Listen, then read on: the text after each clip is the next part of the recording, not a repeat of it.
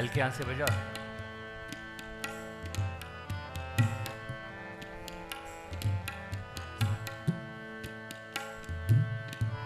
यूं तो हर शाम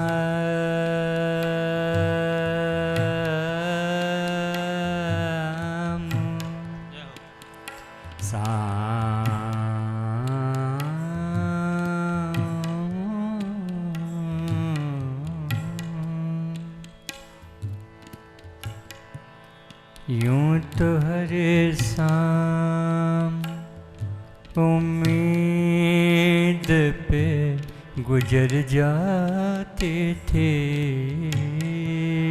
यूं तो हर शाम यूं तो हर शाम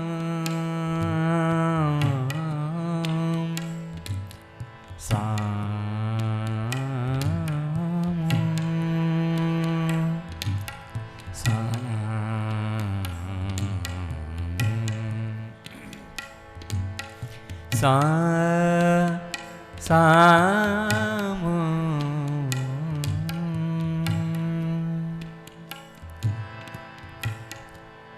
यूं तो हर शाम उम्मीद पे गुजर जाती थी, आज कुछ बात है, आज कुछ बात है, इस शाम पे रोना आया, ए मोहब्बत तेरे अंजाम पे रोना आया, ए मोहब्बत।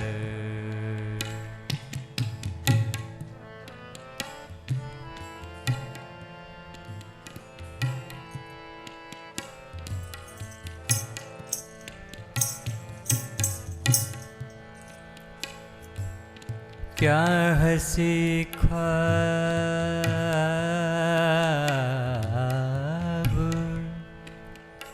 ख्वाब ख्वाब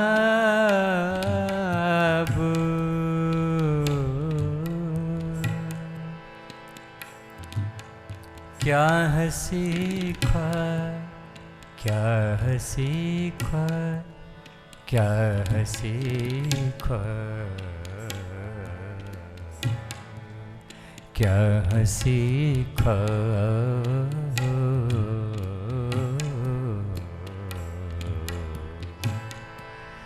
क्या हंसी ख्वाब, क्या हंसी ख्वाब,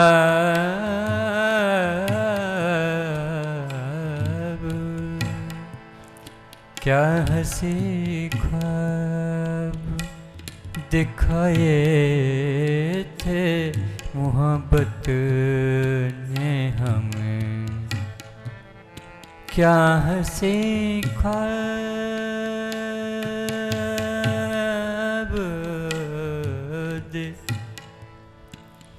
क्या हंसी ख्वाब दिखाए थे मोहब्बत ने हमें,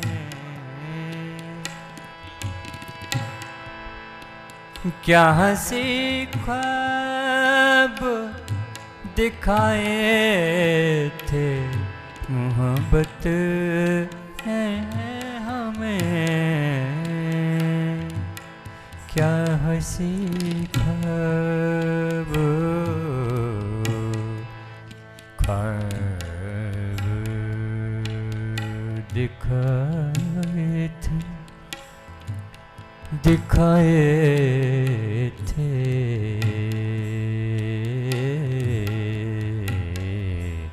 क्या हंसी ख्वाब दिखाए थे मोहब्बत ने हमें, खुल गई आँख,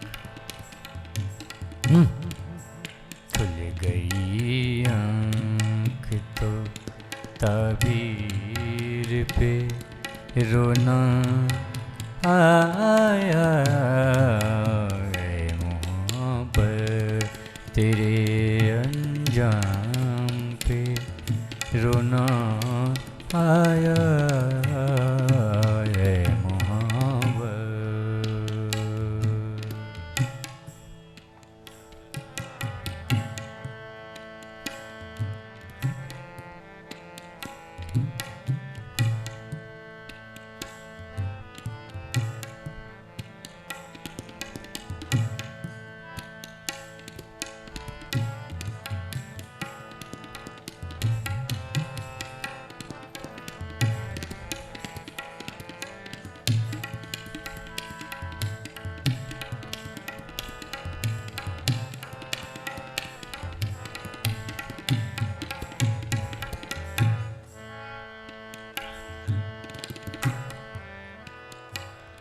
जब हुआ जिक्र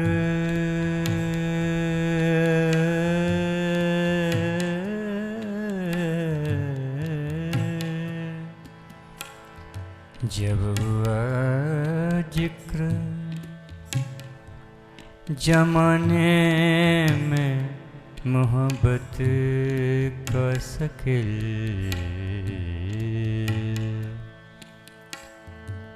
जब हुआ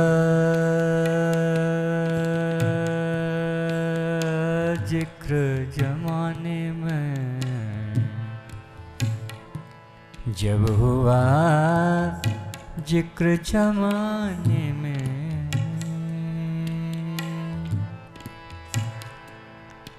जब हुआ जिक्र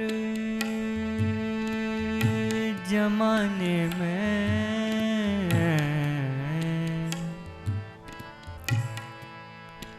जब हुआ जिक्र जमाने में, मोहब्बत का शकील, मोहब्बत का शकील, जब हुआ जिक्र जमाने में, मोहब्बत का शकील, मुझे अपने है,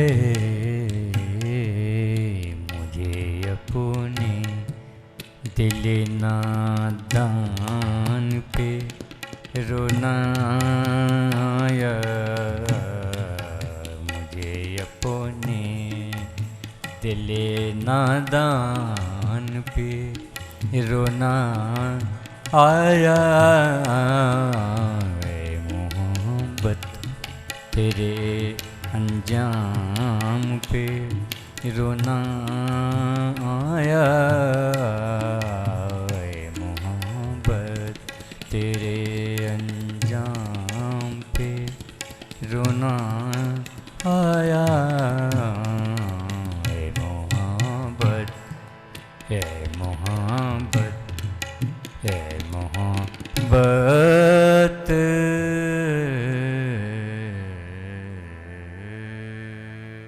उसमें बैठा था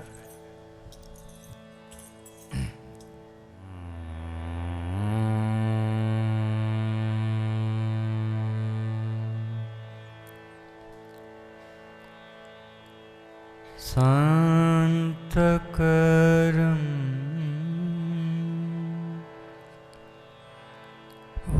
भुजंगसेनं पद्मनाभं सुरेशं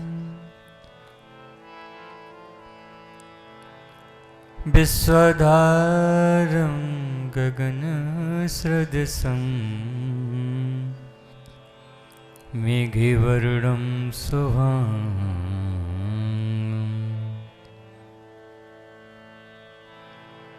लक्ष्मीकान्तं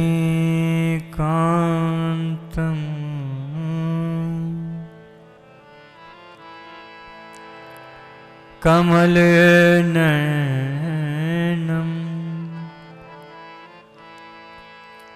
योगिभिर्ध्यानरिगं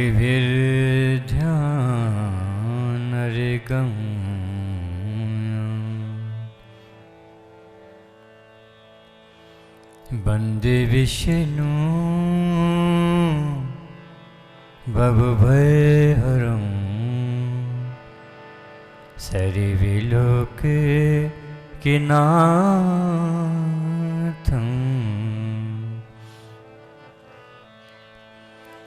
बलं प्रमेयमनाद्यं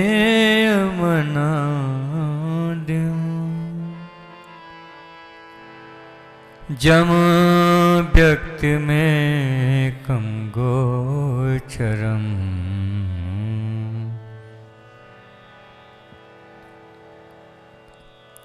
गोविंद गोपर द्वंद हरे विज्ञान धन धरनी धरन जे राम नाम जपंत संत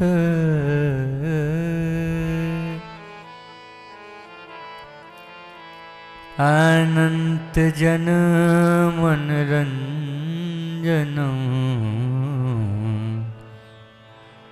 नित्य पल श्री राम गोविंद मासुर सरी चरण वंदनम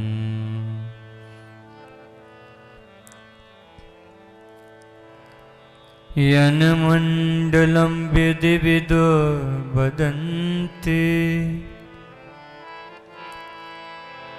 गायन्ति अचरणे सिद्ध संग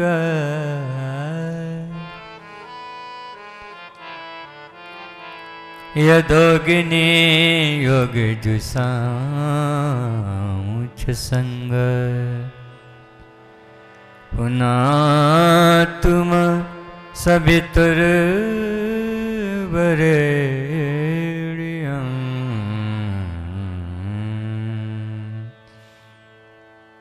असितो मां सद्गमय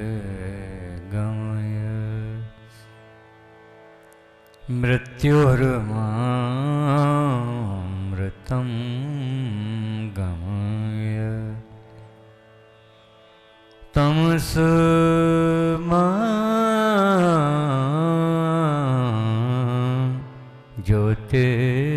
ज्योतिर्गमय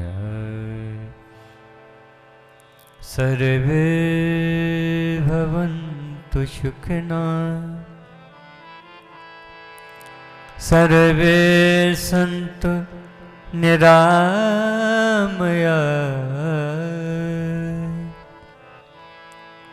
सर्वे भद्राणि पश्यन्तु मा कश्चित् दुःखभाग् भवेत्। ॐ शान्तिः।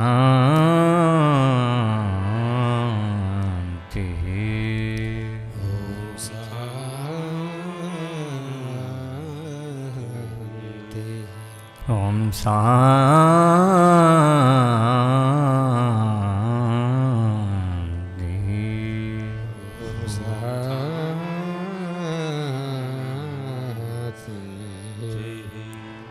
सर्वरिष्टे शान्तिर्भवतु।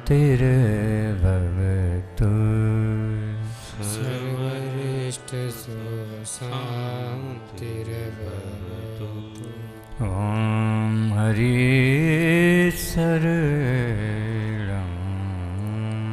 ॐ हरि शरणं। ॐ हरि शरणं। ॐ हरि शरणं। ॐ हरि शरणं। ॐ Hari sir Om Hari sir Om Hari sir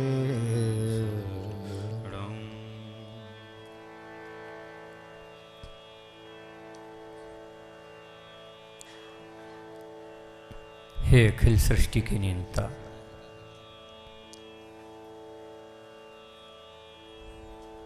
हे सबके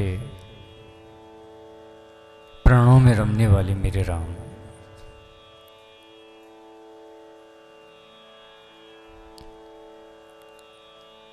हे गट गट के वासी मेरे गोविंद, वैसे योग्य नहीं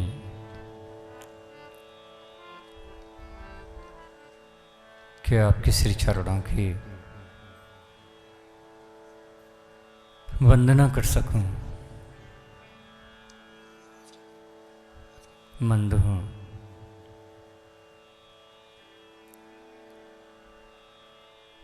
और अबोध हूँ, अज्ञानी तो नितांत हूँ,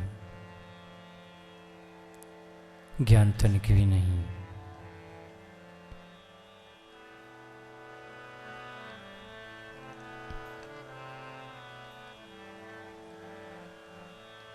पर जैसा भी हूँ, केवल और केवल आपका हूँ।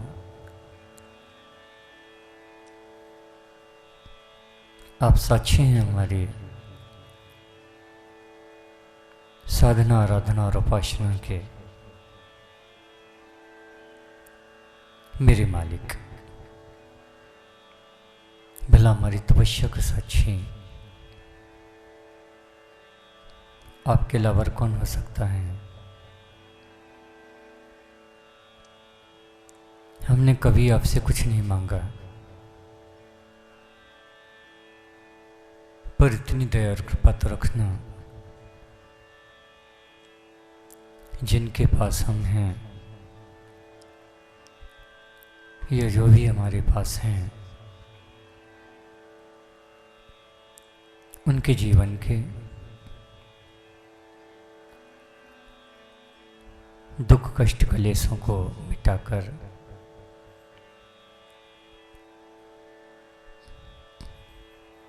अपने तपस्या के पूर्ण प्रभाव से उनके जीवन में सत्य, ज्ञान और आनंद का प्रकाश भर सकें, इतनी दया और कृपा तो रखना मेरे सामने।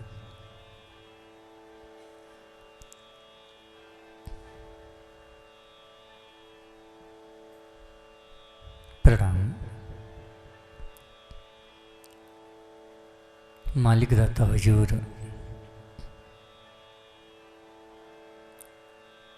समृद्ध सदगुरु के श्री चरणों में जिनकी कृपा, करुणा, ममता, दया और ऋषि स्नेह से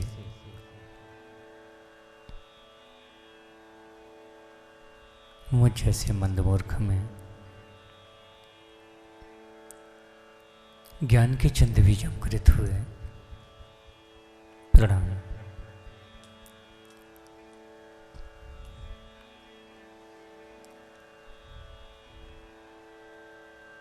माँ के श्री चरणों में प्रणाम। उन सिद्ध संतों के, उन ब्रह्मज्ञानियों के श्री चरणों में जिन्होंने अपने जीवन को जलाकर तपाकर आत्मज्ञान और ब्रह्म ज्ञान की खोज की और भटकती तड़पती मानवता को सत्य के पथ पर चलाया।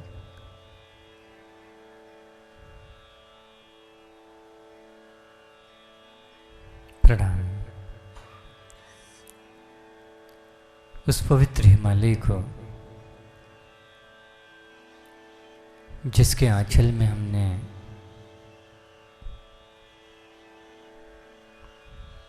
तपस्या के दिव्य सूत्रों को जाना और अपने चरित्र में धारण किया। और प्रणाम आप सभी परिजनों को, आत्मजों को।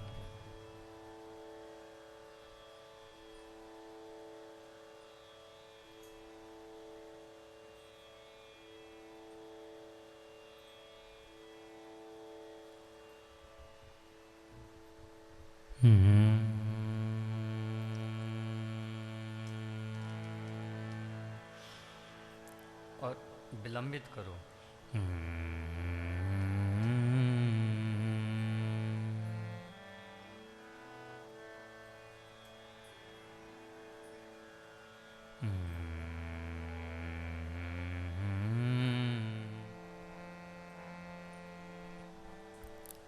स्वयं महादेव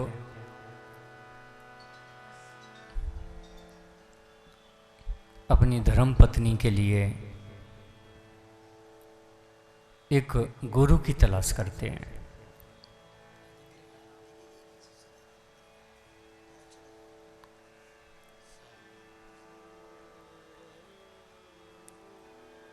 सुबह जब बाहर बैठे तो चर्चा हुई कि हमने ये तो जान लिया गुरु कैसा हो, समझ लिया, लेकिन शिष्य कैसा हो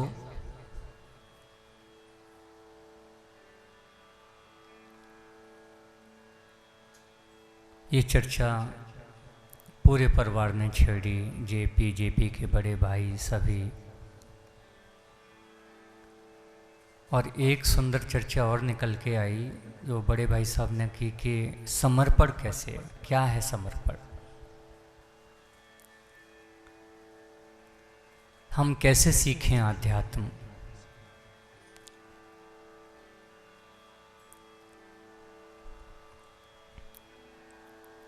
जब शिष्य को ये पता चल जाए कि गुरु कैसा हो और जैसा गुरु हो वैसा गुरु हमें मिल गया है,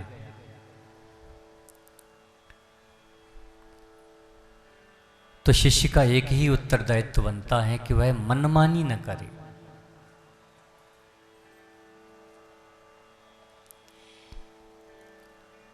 शिव के पास रहकर भी सती क्यों नहीं सीख पाई? उसका एक ही कारण था कि मनमानी। शिव के पास रहकर भी सती का पतन हो गया, उसका कारण था मनमानी।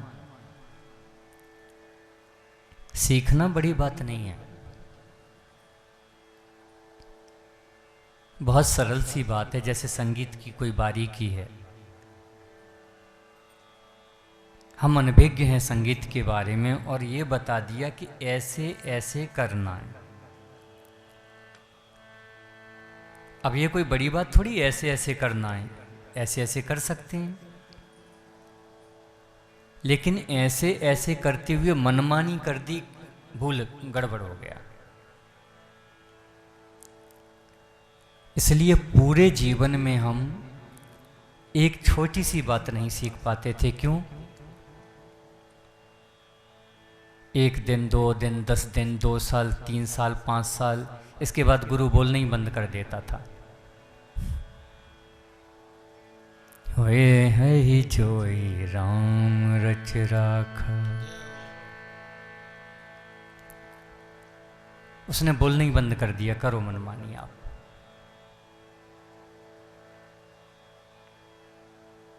जब बोलने का कोई अर्थ ही नहीं है, बोलने का कोई मतलब ही नहीं है, तो व्यर्थ क्यों बोला जाए?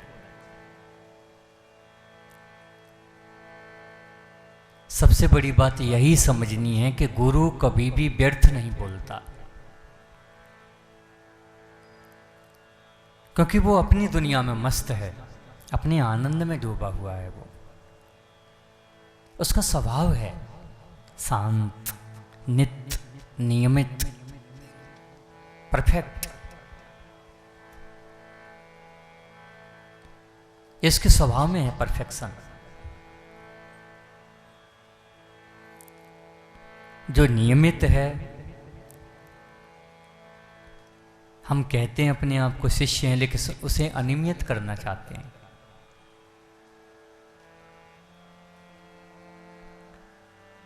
जो शांत है, हम कहते हैं अपने आप को शिष्य हैं, लेकिन हम उसे अशांत करना चाहते हैं। जो होश में है, हम अपनी फितरत से उसे भी बेहोश करना चाहते हैं।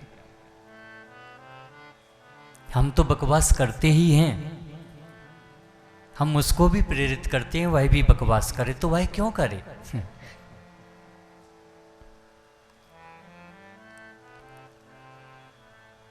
एक नहीं, धरती पर जिन्हें तुम वास्तव में गुरु कहते हो, उन सबको उठाकर देख लेना, वो व्यर्थ बोले ही नहीं, व्यर्थ उन्होंने सुना ही नहीं। जो दुनिया में कोई नहीं पा सका, अगर उसने पाया है तो उसके यही कारण है, उसने व्यर्थ सुना नहीं, व्यर्थ बोला नहीं।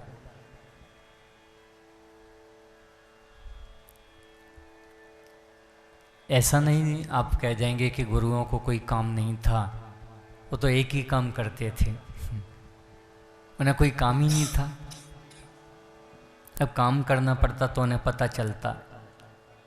हम तो संसार में रहते हैं। नहीं नहीं, ये भी आपकी थ्योरी गलत है। एक गुरु से ज़्यादा परफेक्ट कर्म भी किसी ने नहीं किए।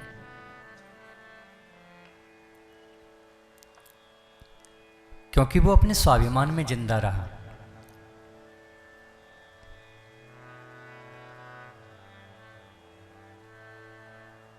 जिसने स्वयं के चरित्र को, व्यवहार को समेट के रखा हो,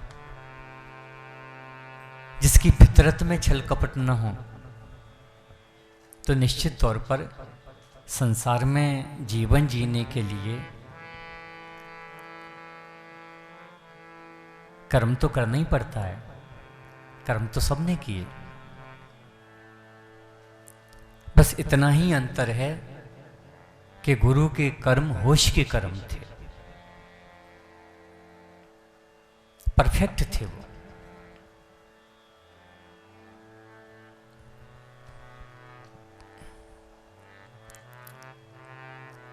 मनमानी न करना ही समर्पण है। और हम मनमानी कर रहे हैं, वह सती का स्वभाव है। वो जो मनमानी नहीं कर रहा है, वह भगवती का स्वभाव है। जो मनमानी कर रहा है, वो शिव के अति निकट होकर भी शिव का प्रिय नहीं है। और जो मनमानी नहीं कर रहा है, वह शिव से दूर होकर भी शिव का बहुत प्रिय है। जो मनमानी कर रहा है, वह शिव के निकट रहकर भी अपना पतन कर लेता है। और जिसने मनमानी नहीं की, वो शिव से बहुत दूर रहकर भी अपना कल्याण और उद्धार कर लेता है।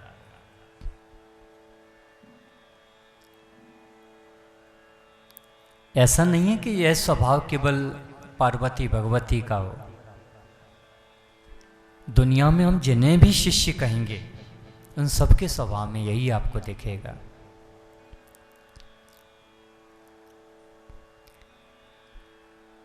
खुश रो रैन सुहाग की,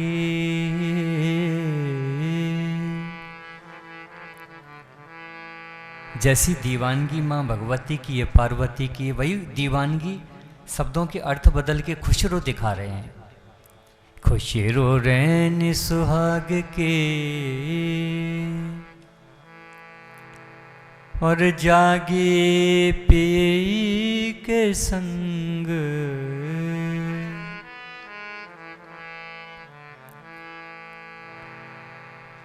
कहते अब मुझे वह सुबह मिली जिसे पाने के लिए मैं भटक रहा था जाने कितने जन्मों से। जागी पी के संग, पी का अर्थ है जो दुनिया में सबसे प्रिय हो, जिसका प्रेम निष्काम हो, विशुद्ध हो, निस्वार्थ हो, मन मेरा तन पीहू का, मन मेरा बेजोड़ शब्द हैं। मन मेरा तन पीहू का, दो भय एक रंग। मन मेरा था, शरीर पी का था, मेरे गुरु का था। दो भय एक रंग, मतलब खुसरो क्या कहते हैं कि मन मेरा रहा ही नहीं। जब तक मन है तब तक शिष्य नहीं है।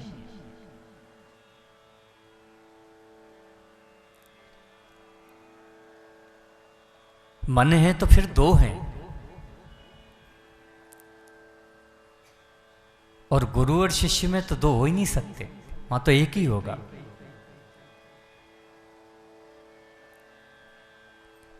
क्योंकि दो मन में निश्चित तौर पे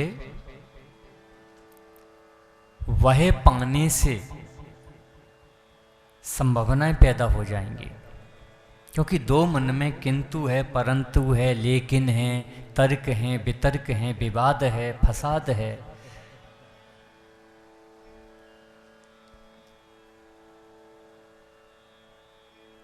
जब दो मन नहीं है तो फिर तर्क नहीं है, वितर्क नहीं है, फसाद नहीं है। सारे फसाद ही मन के हैं। क्योंकि दो मन में अविश्वास पैदा हो जाता है। हम जिसे गुरु कह रहे हैं, हम जिसे प्रिय कह रहे हैं, हम जिस पे भरोसा कर रहे हैं, और हम जानते हैं कि वह केवल और केवल हमारे कल्याण के लिए जीता है, हमारे अच्छे के लिए जीता है। लेकिन जब दो मन हुए तो हम उस पर भरोसा ही नहीं कर पाएंगे। कहेंगे जरूर ये संकट है, ये परेशानी है, बताओ जी हम क्या करें। वो बताएगा कि ये करो, हम करेंगे हम अपने मन की। क्यों? दो मन है।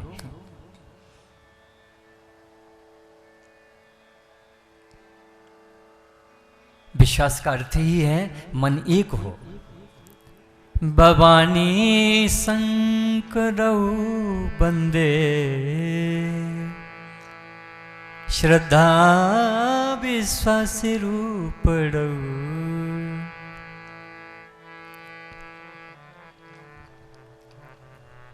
चलो एक चर्चा और करें। आपने शिव के एक स्वरूप को देखा होगा, अर्धनारीश्वर। वह क्या है? वह क्या है?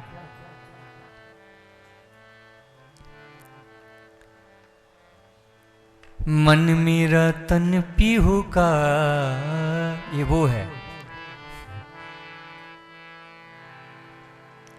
ऐसा नहीं है कि आधा शरीर शिव का कट के जुड़ गया हो, आधा पार्वती का कट के जुड़ गया, ऐसा नहीं है। वहां समझाने की कोशिश की गई है। मन मेरा तन पीहू का, दो भय एक अंग, वो दर्शाने की कोशिश की गई। और कमाल की बात, अर्धनारीश्वर शरीर में वास्तव में शिव और सती को दिखाया जाना चाहिए था, क्योंकि प्रथम हक तो उनकी प्रथम पत्नी का है, लेकिन नहीं दिखाया गया। क्योंकि वहां दो मन थे, तर्क वितर्क थे, वाद विवाद था, अविश्वास था, कोई श्रद्धा नहीं थी, कोई समर्पण नहीं था। जब एक हो, जब तक एक नहीं है तब तक बात बनेगी नहीं। ये ऐसी समझ लो आप, एक छोटी सी नदी पार करनी है और आपके पास ऑप्शन है दो नावों के। अब आपको भरोसा नहीं बैठता, पता नहीं एक नाव पे बैठ गई, डूब गई, डुबा दिया, पलट गई, तो क्या करें? फिर एक पैर इस नाव पे रख लो, एक पैर इस नाव पे रख लो और पार हो जाएंगे। वास्तव में मनुष्य ऐसे पार होना चाह रहा है, और ऐसे पार तो होना क्या है बंधु? ऐसे सबसे पहले तो खतरा शरीर ही का है। नाव तो अपनी मर्जी से चलेगी, तुम्हारे मन से तो चलेगी नहीं। वो तो पानी की धार से चलेगी। शरीर का खतरा है बीच से ही फट जाना अगर नाव ने दिशा बदल दी तो। दूसरा खतरा रहे बचे तो डूब के मर जाना है। इसलिए नाव को पहले जांच पर रख लो, और नाव ठीक ठाक है फिर तो मस्ती में बैठ जाओ, फिर कुछ मत सोचो। नाव में बैठने से पहले विचार जरूरी है, नाव में बैठने से पहले मन जरूरी है, नाव में बैठने से पहले अविश्वास जरूरी है, अश्रद्धा जरूरी है। क्यों? क्योंकि तभी तुम नाव को जान पाओगे। नाव का कैसे परीक्षण करोगे? जब अविश्वास होगा कि भाई ठीक है कि नहीं, ये तभी परीक्षण होगा जब अविश्वास है।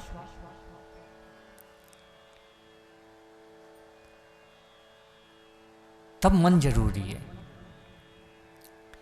लेकिन जब तुमने जान लिया कि नाव ठीक है, छेद नहीं है, पक्की है, अब बैठ गए, अब क्या? अब नहीं। ठीक ऐसे ही गुरु के मिलने से पहले अविश्वास करो, अश्रद्धा रखो, क्योंकि अविश्वास और अश्रद्धा उसके जांच परख करने में तुम्हें अच्छा बना। मन रखो, लेकिन जब तुम्हारी परीक्षण पे तुम्हारा गुरु खरा उतर जाए, मन मेरा तन पीहू का, फिर नहीं, फिर तो चालाकी है, फिर तो चालबाजी है, फिर गुरु के साथ नहीं, तुम्हारा स्वयं के साथ धोखाधड़ी है।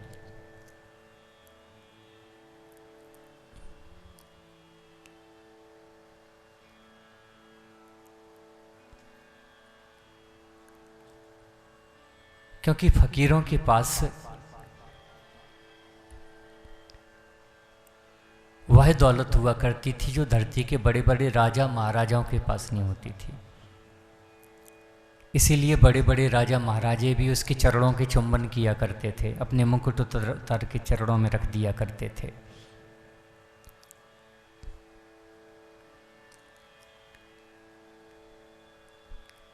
दुनिया में मनुष्य की सामर्थ्य और क्षमताएं वह नहीं कर पाती थीं जो फकीर की एक प्रेम भरी दृष्टि कर देती थी।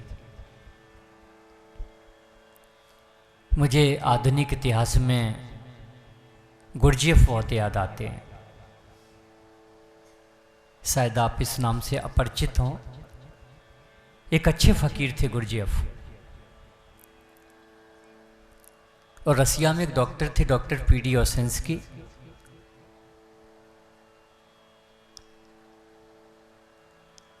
तो वो मेंटल रूप से डिप्रेशन में चले गए,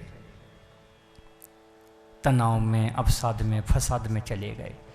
ये कमाल की बात है कि जिस डॉक्टर ने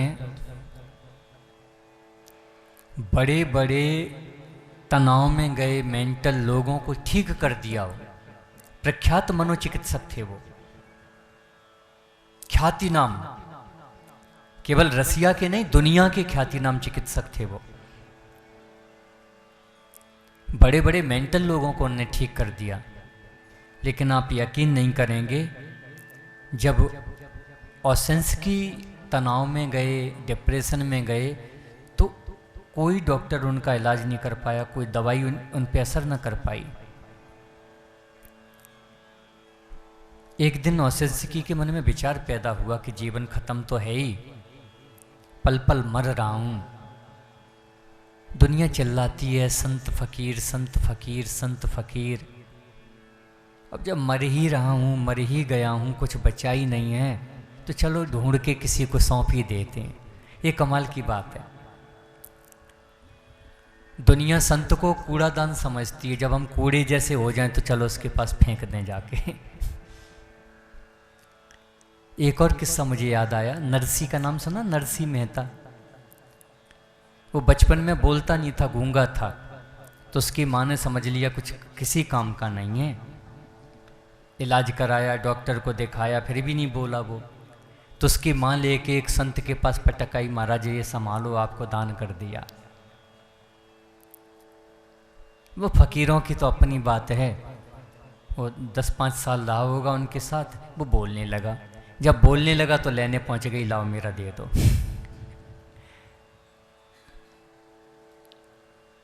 मतलब जो घर में कूड़े जैसा है वो संतों के पास फेंक दो। और संस्की भी यही समझने लगा, जब बेकार हैं, किसी मतलब के नहीं, किसी काम के नहीं, तो अब चलो कहीं समर्पण कर देते हैं।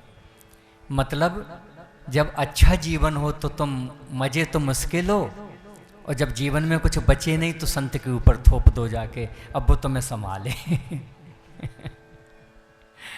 तुम्हारी नाक साफ करे, तुम्हारा कान साफ करे, तुम्हारा दिमाग साफ करे, और कोई से कोई काम ही नहीं है, बकवास सुने। हम दुनिया में यही करते आए।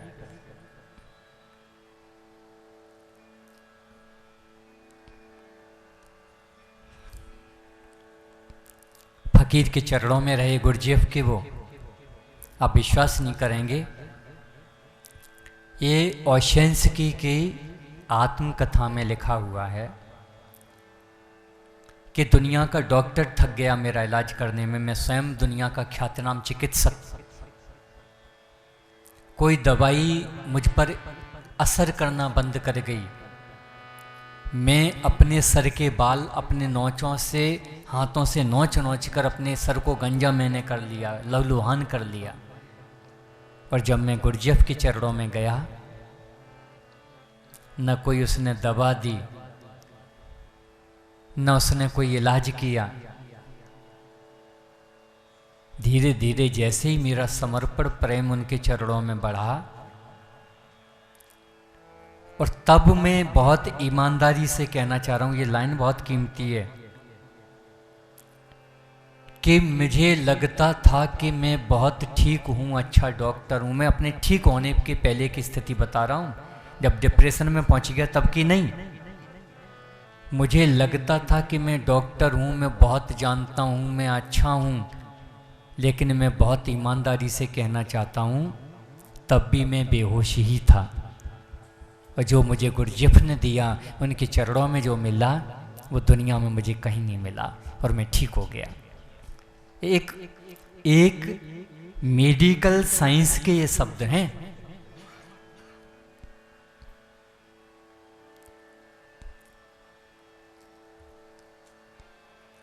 सिकंदर जैसा व्यक्ति बदल गया। ये फकीर हैं। जब गया हेक्टोरियस के चरणों में, अंगुलमाल जैसा डाकू बदल गया जब गया बुद्ध के चरणों में। रत्नाकर डाकू बदल गया जब गया नारद के चरणों में। आध्यात्म वह विधा है जो व्यक्ति की जेनेटिक्स चेंज कर देती है। दुनिया में कोई मेडिकल थेरेपी नहीं है, कोई दवा नहीं है, लेकिन कब? जब तुम यह जान लो दुनिया में कहीं कोई सहारा नहीं बचा, बस वही एक है, तब। क्योंकि जब तक तुम ये नहीं जानोगे तब तक तो मनमानी है, हम मनमानी करते रहेंगे।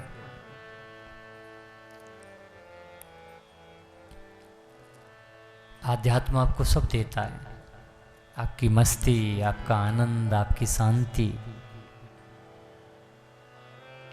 आपको जीवन, आपका कर्म, आपका धर्म, आपकी जिम्मेदारी, आपका कर्तव्य, आपकी क्षमताएं। आध्यात्म आपको सब देता है, लेकिन आध्यात्म आपको एक इजाज़त नहीं देता कि आप मनमानी करें। क्यों?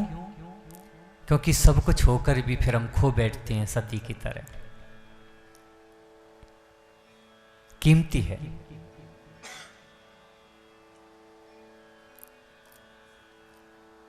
वो जो अमूल्य है, हमें उसका आदर करना चाहिए।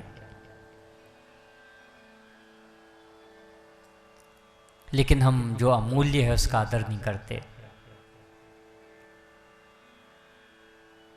हम आदर बनावट का करते हैं, हम आदर चालबाजियों का करते हैं क्योंकि हम चालबाजी ही हैं। हम आदर ठगों का करते हैं क्योंकि हमें भाषा ही वो समझ में आती है, क्योंकि हम वैसे ही हैं। हमें वही आकर्षित करता है, छल फरेब झूठ चाल चालाकियां।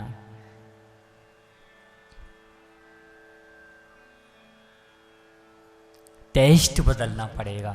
आध्यात्म टेस्ट है।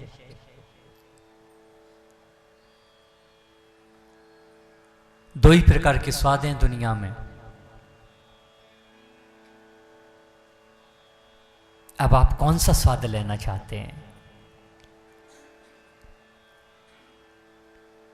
लेकिन यह सत्य है, जब तुम्हें आध्यात्म का स्वाद लगेगा, दुनिया के सारे स्वाद फीके होंगे, बेकार होंगे। फिर आप व्यर्थ नहीं बोलेंगे, फिर आप व्यर्थ नहीं सुनेंगे, फिर आप व्यर्थ लोगों में रहना पसंद नहीं करेंगे। फिर केवल और केवल बात होश की होगी, आनंद की होगी।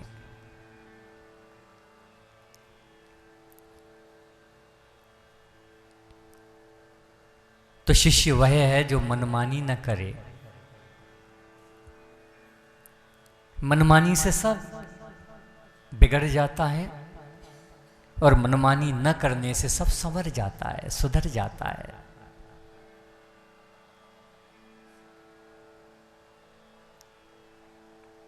ये नियम केवल गुरु और शिष्य के बीच में नहीं है, ये नियम दुनिया की प्रत्येक रिश्ते में, प्रत्येक व्यवहार में इसकी जरूरत है।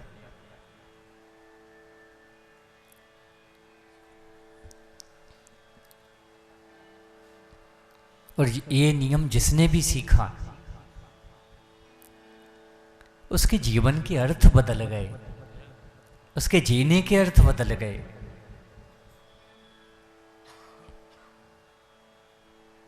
तो हम इतना ज़्यादा सुनते हैं, हम इतना ज़्यादा पढ़ते हैं, लेकिन वो सीख क्यों नहीं पाते? कारण ही मनमानी है।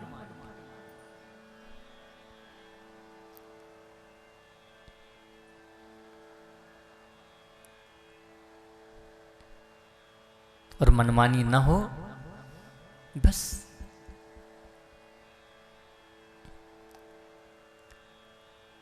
और तो और स्वयं ईश्वर ने भी आके यही बताया कि मैं विधाता हूं, मैं ईश्वर हूं। लेकिन जब मैं भी गुरु चरणों में गया तो मैंने भी मनमानी नहीं की, जबकि मेरे मन से दुनिया चलती है।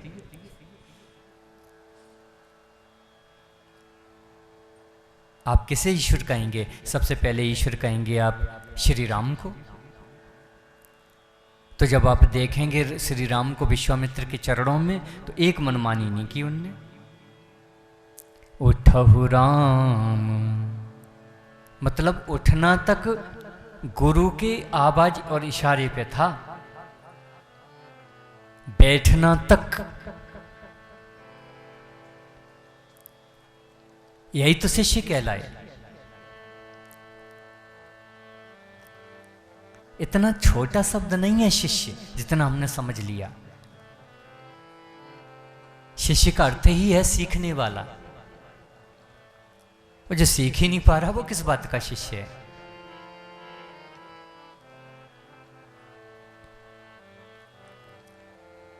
वो तो ऐसे है अच्छे भले गुरु के जीवन में आग लगाने वाला। क्योंकि वो तो अपनी मर्जी से चलेगा।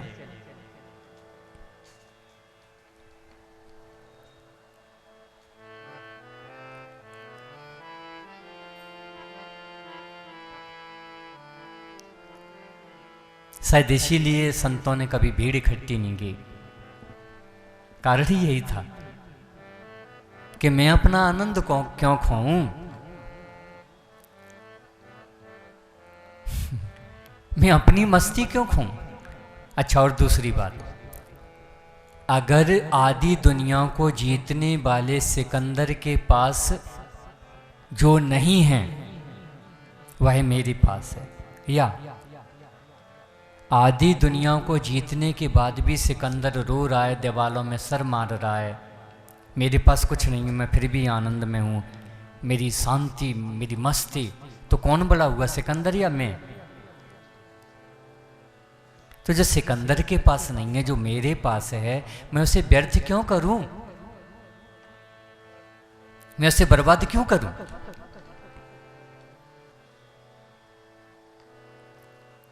ये बड़ी कमाल की चीजें हैं। एक घटना ने सिकंदर के मन में फकीरों के प्रति श्रद्धा पैदा कर दी थी, एक घटना ने। और कमाल की बात, जब वो दुनिया को जीतने के बाद अवसाद में गया, तनाव में गया, तो केवल एक उस घटना ने सिकंदर को बचा लिया। याद आ गया तो सुनाऊं आपको। जब विश्व विजय को निकला और उसने आधी दुनिया जीत ली, आधी दुनिया के राजा उसके चरणों में खड़े गुलाम हो गए थे, उसकी अगवानी कर रहे हैं। किसी के हाथ में सोने का थाल, किसी के हाथ में हीरे का थाल, किसी के हाथ में जवाहरात, मोती, ये वो, कोई फूल लिए, बड़े बड़े धरती के राजा सर झुकाए खड़े हैं। अकड़ के चला सिकंदर। बहुत ध्यान से सुनना आप। खुशी का ठिकाना नहीं था। आधी दुनिया मैंने जीत ली, देखो राजा सर झुकाए खड़े हैं, मेरी तलवार के नीचे हैं, मेरे जूते के नीचे हैं। सब जय जयकार कर रहे थे। वह अकड़ता हुआ सिकंदर धीरे धीरे आगे बढ़ रहा था। सबके झुके हुए मस्तक, सबके हाथों में उपहार। जब वह अंतिम स्थान पर पहुंचा तो वहां सामने से एक फकीर गुजरा। उसने न सिकंदर को देखा, न सर झुकाया, न उसके हाथों में कोई उपहार। अहंकार से भरे सिकंदर तमतमा गया। आधी दुनिया के राजा, प्रत्येक जनता फूल बरसा रही है, सर झुका रही है, ये कौन है मूर्ख? सर नहीं झुकाता, देखता तक नहीं, सुनता तक नहीं, बोलता तक नहीं, मैं कौन? सेनापति को आज्ञा दी, पकड़ के लाओ। पकड़ के लाया गया उस फकीर को। सिकंदर ने कहा, तुम जानते नहीं हो मैं कौन हूं? बहुत ध्यान से सुनना, तुम जानते नहीं मैं कौन हूं? और फकीर ने उत्तर दिया, मुझे जरूरत क्या है जानने की? तो कौन है, मुझे क्या जरूरत है जानने की? अरे मैंने आधी दुनिया जीत ली है, तो मैं क्या करूं? भाई मुझे क्या करना है? तूने आधी दुनिया जीत ली है, पूरी दुनिया जीत ली है, मुझे क्या करना? तूने सिर नहीं झुकाया, मैं सिर क्यों झुकाऊं? कहते मैं आधी दुनिया का महाराज हूं। कहते पगले, हंस पड़ा फकीर, अब हंसा फकीर। कहते पगले, मेरे रहते हुए राजा कौन दूसरा पैदा हो गया? तू कहां का राजा? ऊपर से नीचे तक फटे हाल, कुछ नहीं तेरे पास, महल नहीं, खजाने नहीं, तू कहां से राजा? तो कहते तू कहां से राजा? तेरी सीमाएं कहां तक हैं? कहते आधी दुनिया मेरी सीमा है। फकीर अब फिर बहुत हंसा। कहते ठीक है, तो फिर एक बाजी लगाते हैं। अगर तेरा राज्य बड़ा हुआ तो तू राजा, अगर मेरा राज्य बड़ा हुआ तो मैं राजा। और जो वास्तव में राजा हुआ वही उसके आगे सर झुका देगा। अगर तू हुआ तो मैं तेरे आगे, और मैं हुआ तो तू मेरे आगे। बाजी लग गई। सिकंदर से पूछा फकीर ने, बता कहां का राजा? कहते आधी दुनिया का।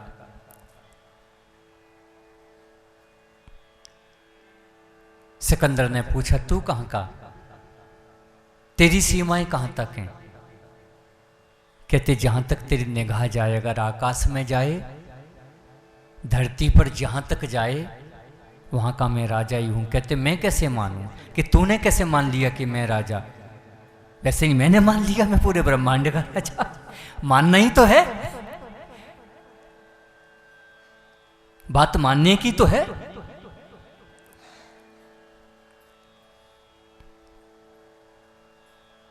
और सिकंदर, तूने दुनिया में इतनी मारकाट मचाई, तब तूने दुनिया की कुछ सीमाओं को जीता। किसी मां से तूने उसके बच्चे को छीन लिया, किसी बहन से उसके तूने भाई को छीन लिया। तूने कितने बेसहारा मासूमों को मारकाट मचाई, रक्तपात किया। तेरा जो राज्य है वो खून से सना हुआ है, घृणा, ईर्ष्या, देश, नफरत से सना हुआ है। और पगले, मेरे राज्य में आनंद है, मस्ती है, शांति है। मैंने तबाही नहीं मचाई, मैंने मारकाट नहीं की।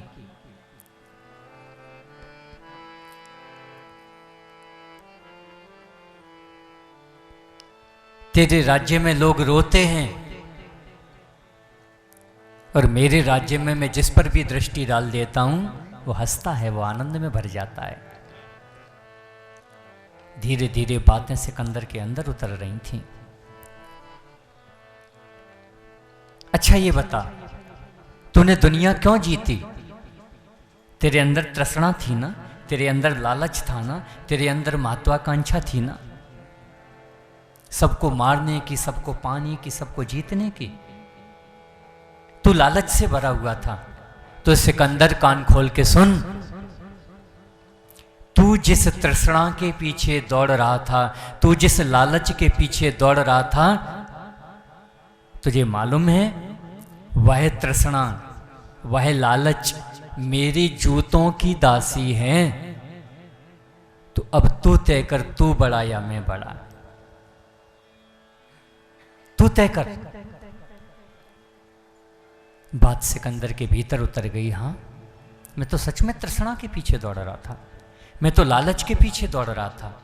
अगर फकीर के जूतों की दासी तृष्णा है, फिर तो यही असली राजा हुआ। घोड़े से उतरा और सर झुका बैठा।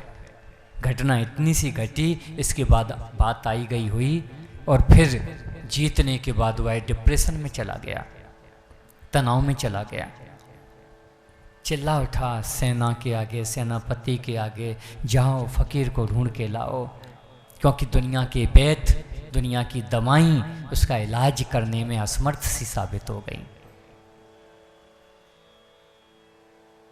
उसे इतनी सी घटना से फकीर की फकीरी समझ में आ गई थी।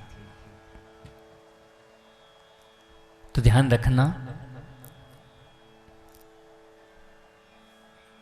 सिकंदर जैसे भी ये अपनी वसीयत करके गए, वह पाने की कोशिश करना जिसको पाने के लिए तुमने जन्म लिया है, क्योंकि अगर वो ना पा सके तो ध्यान रखना, आदि दुनिया को जीतने वाला सिकंदर भी खाली हाथ गया था, और खाली हाथ ऐसे वसीयत लिख के गया वो, और परेशान हो गया था।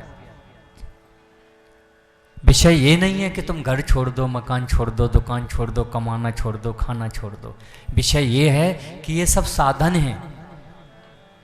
अच्छा भोजन करो, अच्छे वस्त्र पहनो, अच्छा घर हो, अच्छा धन हो, अच्छा पद हो, लेकिन जो पाने के लिए तुमने जन्म लिया है, क्या वह हमारे पास है? जिसे पाने के लिए पार्वती महलों को नहीं देखती, जिसे पाने के लिए बुद्ध महल नहीं देखते, महावीर, क्योंकि संसाधनों में होता तो सिकंदर यह बात नहीं कहता कि मेरे पास सब कुछ था लेकिन मैं उसे न पा सका जो मैं पाना चाहता था। मेरे महल, मेरे खजाने, मेरी तलवारें, मेरी सेना, मेरी दवाइयाँ, मेरे वैद्य कुछ नहीं कर पाए। ये जानना बहुत जरूरी है। हम इलाज तब करते हैं जब बीमारी बहुत बढ़ जाती है। हम औसंसकी की तरह इलाज चाहते हैं। जब दुख तो बहुत बढ़ जाए तब ढूंढो संत को, जब डिप्रेशन आ जाए तब ढूंढो संत को, जब बर्बाद हो जाए तब उससे कहें कि छू मंत्र कर दे एकदम हमारा पति बन जाए। अरे जब बर्बादी हो गए तो फिर क्या करोगे जाके वहां? जब आबाद हो तब उसे ढूंढो।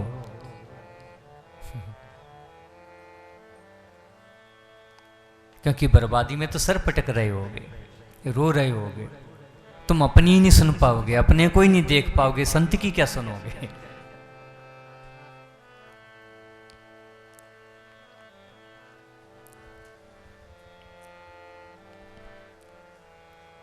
तो एक गीत के बोल भी यही थे।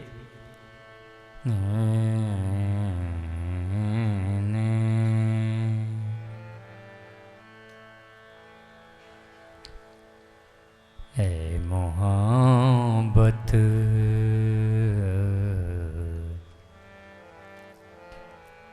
ऐ मोहब्बत तेरे अंजाम पे रोना आया। ऐ मोहब्बत तेरे अंजाम पे रोना आया। ऐ मोहब्बत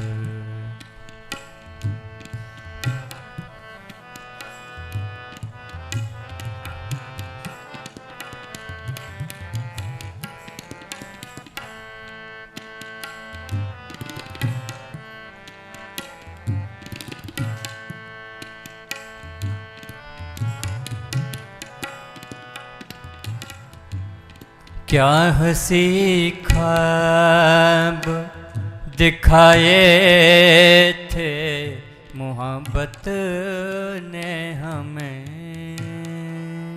क्या हंसी ख्वाब दिखाए थे मोहब्बत ने हमें। खुल गई आँख है, खुल गई आँख तो ताबीर पे रोना आया। ऐ मोहब्बत तेरे अंजाम पे रोना आया।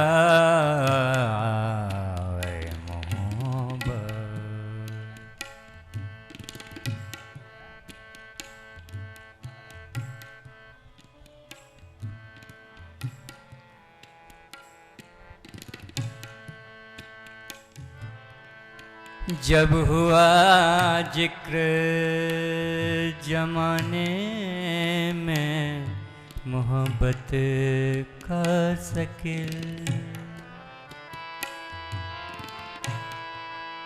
जब हुआ जिक्र जमाने में मोहब्बत का शकील।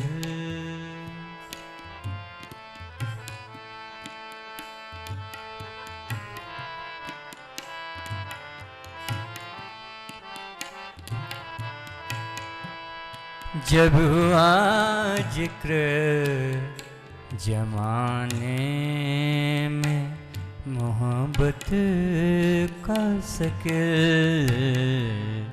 मुझे अपने है, मुझे अपने दिल नादान पे रोना आया। तेरे अंजाम पे रोना आया। ऐ मोहब्बत ऐ मोहब्बत ऐ मोहब्बत।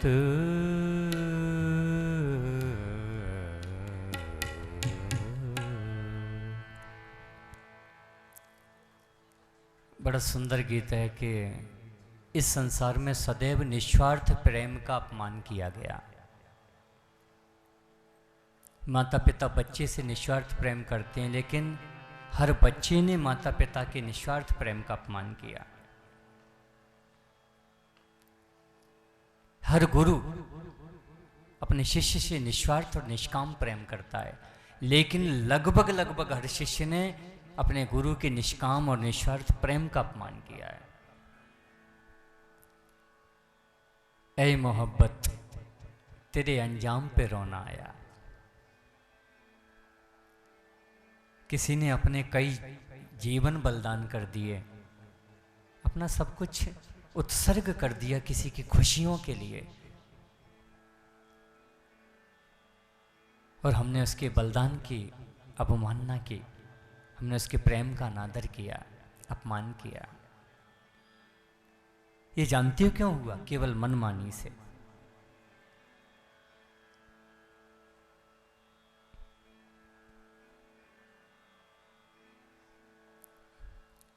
दुनिया में वो अमर हुए जिन्होंने निस्वार्थ प्रेम का आदर किया, निष्काम प्रेम का आदर किया।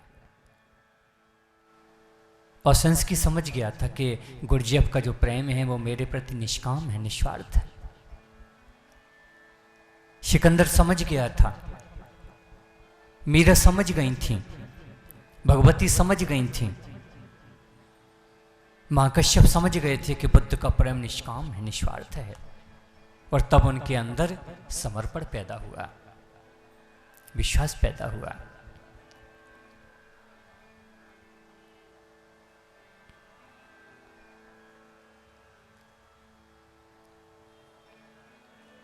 ये ऐसे ही है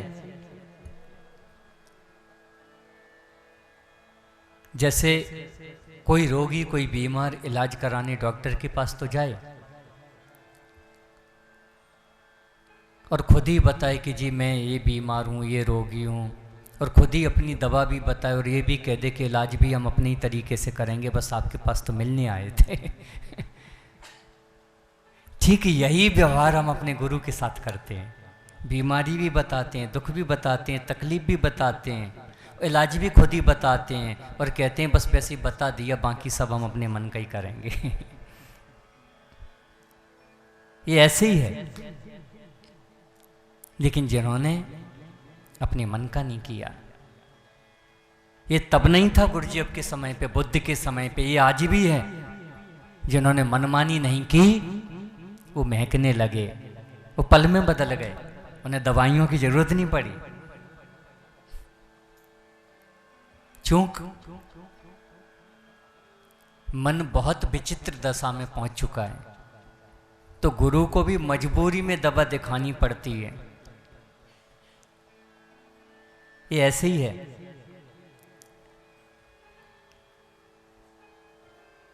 दो बहन भाइयों में आपस में बहुत झगड़ा हुआ करता था, तो वो एक फकीर के पास जा पहुंचे। पहले भाई गया, कहते हमें झगड़ा बहुत होता है, आपके पास कुछ हो तो मुझ पर कृपा करो, हम दो बहन भाइयों में झगड़ा ना हो। तो उन्होंने कहा बेटा प्रार्थना करेंगे तेरे लिए, तेरे जीवन में झगड़ा ना हो। वो वापस लौट आया, उसे प्रार्थना का अर्थ समझ में नहीं आया था। 2-4 महीने बाद फिर पहुंच गया, जी आपने कुछ दिया ही नहीं, झगड़ा वैसा का वैसा ही है। फकीर समझ गए थे उसके मन की दशा। उसके बाद फकीर ने एक बड़ी सी कांच की शीशी ली और कहा कि इसकी 4-4 बूंदें दिन में 3 बार लेते रहना। और वह पहुंच गया, रोज़ 4 बूंद नियम से लेता। और फकीर ने बोल दिया था कि दवा का असर तभी रहेगा जब तुम बोलोगे नहीं, दवा का परहेज है कि तुम्हें बोलना नहीं है। तो वह नियम से 4 बूंद लेता और बोलना छोड़ दिया। दवा चलनी थी 6 महीने, धीरे धीरे 6 महीने बाद उसका स्वभाव बदल गया कि ये तो बकवास करती रहती है, कम से कम मैं ही क्यों बोलूं व्यर्थ में। 6 महीने बाद जा पहुंचा, आपकी दवा कमाल की थी, बड़ा असर किया। फकीर हंसने लगे, प्रेम से गले लगा दिया, कहते बेटा दबाना नहीं, मेरी दुआ ने असर किया। उस कांच की बोतल में तो पानी था जो 6 महीने तक चलाता रहा।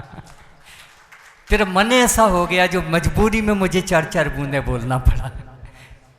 क्योंकि हम ऐसे ही हैं, जैसे तुम किसी ईमानदार ऑफिसर के पास जाओ और कहो कि जी मेरा बेटा अच्छा है, नेक है, परफेक्ट है, इसे कहीं लगा दो, और वो ईमानदार ऑफिसर कह दे तुम्हारे बच्चे को ज़रूर लगाऊंगा, लेकिन उसे भरोसा नहीं होगा, वो दूसरे दलाल के पास पहुंच जाएगा, जी कुछ ले ही लो, लेके ही लगवा दो।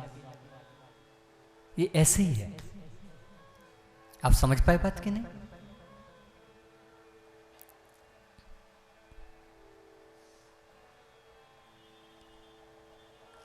आए, अभी तक हमने देखा लगा सर,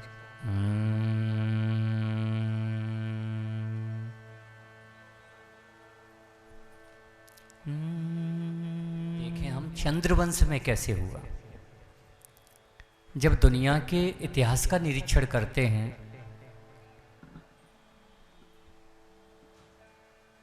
तो जो मानव का सबसे पुराना इतिहास है वो भारतीय परंपराओं में संरक्षित है, लिपिबद्ध इतिहास भी। तो ये बताने की कोशिश की जा रही है, समझाने की कोशिश की जा रही है कि वास्तव में धर्म है क्या।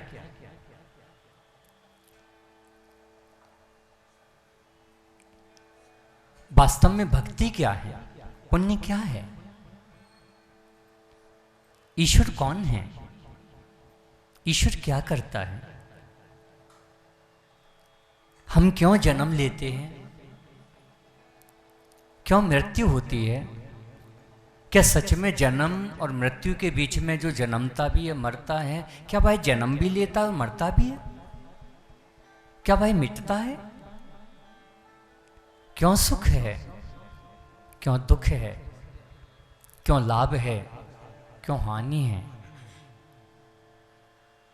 क्यों जीवन में अच्छा है, क्यों जीवन में बुरा है। ये ग्रंथ कुछ और नहीं, केवल इतना सत्य आपको समझाते हैं।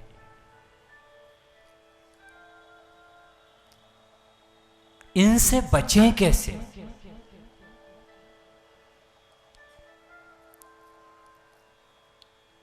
ये समस्याएं हैं तो इन समस्याओं को टालें कैसे, इनसे निपटें कैसे, इनसे इन्हें सुलझाएं कैसे। कल मैंने कहा था ना, चिंता बुरी नहीं है, चिंता तो मनुष्य के विकास का अंग है, उलझना बुरा है। चिंता के साथ समाधान का होना बहुत जरूरी है। ठीक विषय के बारे में सोचना। चिंता ऐसे, क्या हम ये कर सकते हैं, प्रथम अगर हम ये कर सकते हैं तो हमें इसको करने के लिए क्या क्या चीज की जरूरत पड़ेगी, 2 करने के बाद क्या हम इसे संभाल सकते हैं, 3 करने से इसमें नुकसान होगा या फायदा होगा, इसे कहेंगे चिंता। ये कैसे होगा, ये कहाँ से होगा, वो जी करना भी है और हम कर भी नहीं सकते, और कहाँ करें, कब करें, वो जी कैसे होगा, तो तुम ही कर दो।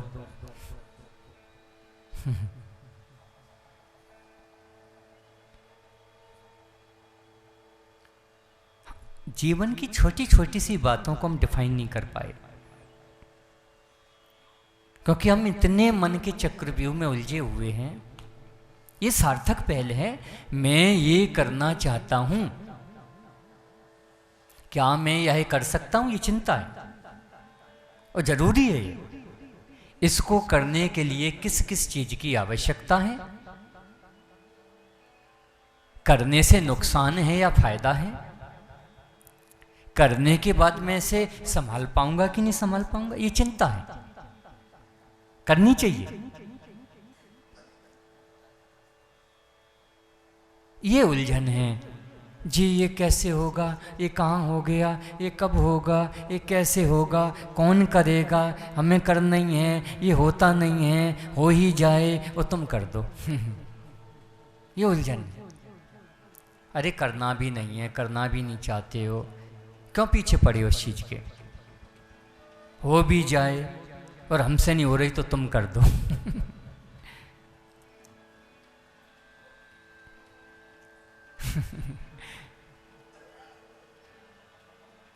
समस्या को चिंता कहते हो, चिंता को समस्या कहते हो।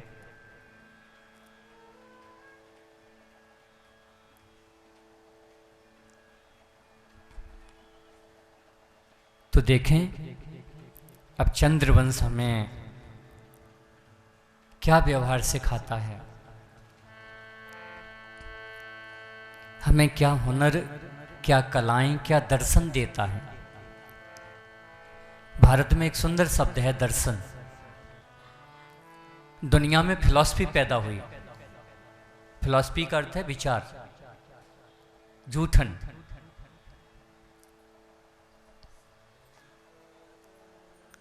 भारत में दर्शन पैदा हुआ। दर्शन जानते हैं? तू कहता कागज की लेखी और मैं कहता आँखों की देखी, कैसे तेरो मेरो मनवा एक होए रे।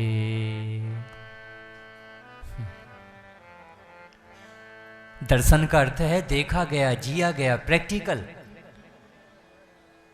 नॉलेज जो है वो थ्योरी में नहीं है, नॉलेज है वो प्रैक्टिकल है। थ्योरी तो एक छोटी सी जगह अप्लाई नहीं हो सकती। 30 ग्राम आटा लेना, 3 ग्राम पानी लेना, ऐसे गूंथ लेना, रोटी बन जाएगी। और जब आप प्रैक्टिकल करेंगे वो थ्योरी गलत हो जाएगी।